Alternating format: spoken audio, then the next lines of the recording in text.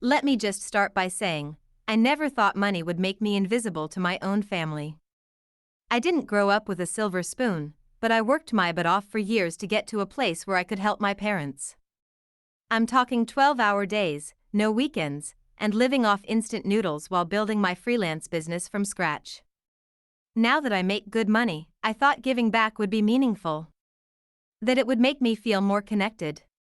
That it would finally make me feel like I belonged. Instead, I feel like a walking ATM with no feelings and no value beyond the direct deposit I send every Friday. For the last 3 years, I've been giving my parents $1,100 every single week.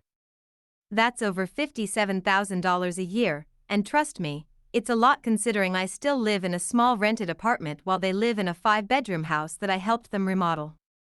The money was never a loan or part of any agreement. I gave it freely because I love them. Because they struggled their entire lives raising us. Because I thought we were close. Turns out, I was dead wrong.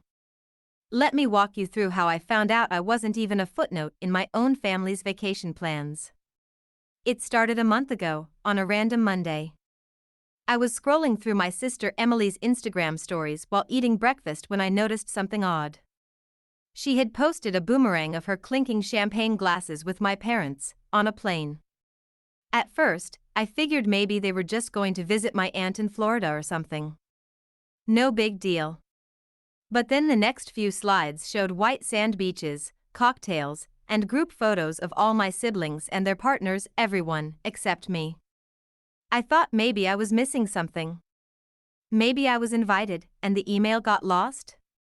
So I checked all my texts, my emails, even my junk folders. Nothing. Not a word. Not a heads up. Not even a hey, just so you know, we're going away for a while. They had just up and left. And the worst part? I had spoken to my mom on the phone the day before they left. She asked how work was going, told me she was proud of me, and didn't say a thing about flying out the next morning. So I did what anyone with a sinking gut would do, I called my younger brother, Ryan. He picked up after a couple of rings. Hey, he said. What's up? Are you on a trip? There was a pause. Oh. Yeah. Yeah, we're in Turks and Caicos. Just for a week. Turks and freaking Caicos. Cool, I said, trying to keep my voice level. I didn't know there was a family vacation happening. Another pause. Oh. I thought you knew. Mom said you were probably too busy with work to come. Too busy with work? Too busy to even get an invitation? I ended the call quickly and sat there staring at the wall for what felt like hours. I wasn't angry yet. I was just stunned. Confused.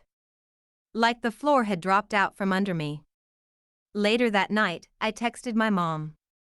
Simple message. Hey. Saw the pics.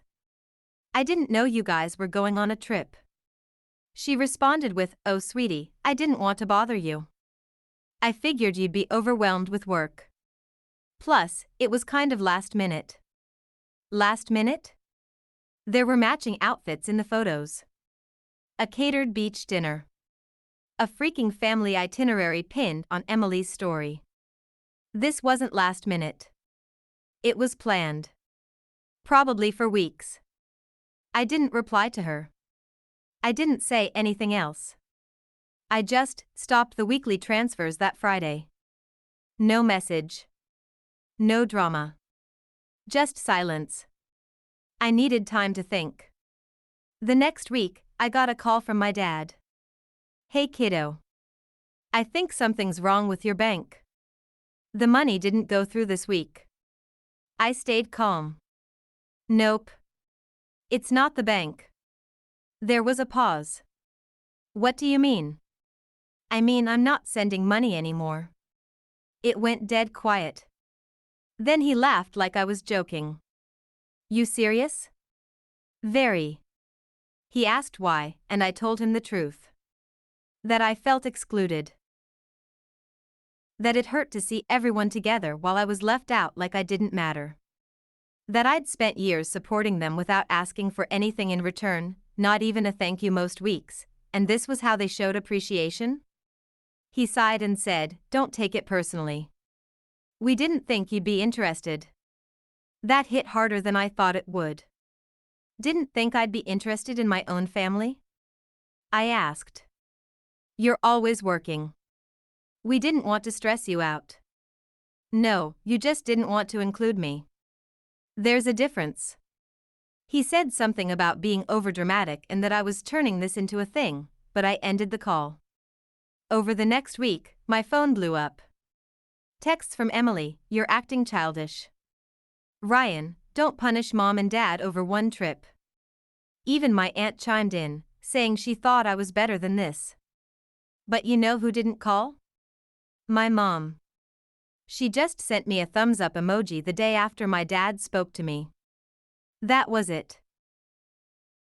I kept silent. No drama. No yelling. Just stopped being the financial cushion everyone bounced on. 2 weeks later, the calls became more desperate. Rent's due. The credit card's full. The kitchen remodel needs finishing. The guilt trips ramped up. I thought family meant helping each other. Oh, so now you're abandoning us? After everything we've done for you? I didn't respond to any of it. It's been over a month now. I haven't sent them a penny. And suddenly, the people who didn't think to include me on a trip are now begging me to come visit. They're sorry for the miscommunication. They didn't mean to hurt me. My mom finally called last week, crying, saying they didn't realize how I'd feel. But the truth is, they did. They knew exactly what they were doing. They just didn't think I'd ever stand up for myself. Now, they regret it. Because I've moved on. I found a new apartment. A nicer one. For once, I'm spending money on myself, taking a vacation of my own. Not one where I pay for everyone else's comfort while getting none of the love in return. This week, I booked a solo trip to Iceland. Just me. I'm going to hike glaciers, soak in hot springs, and enjoy the silence. And when I post pictures, I won't be doing it to rub it in. I'll do it because I'm finally living for myself. I gave them so much. My time. My money. My loyalty. And they gave me exclusion in return. Well, they taught me something valuable: giving without boundaries isn't love. It's self-abandonment. Not anymore.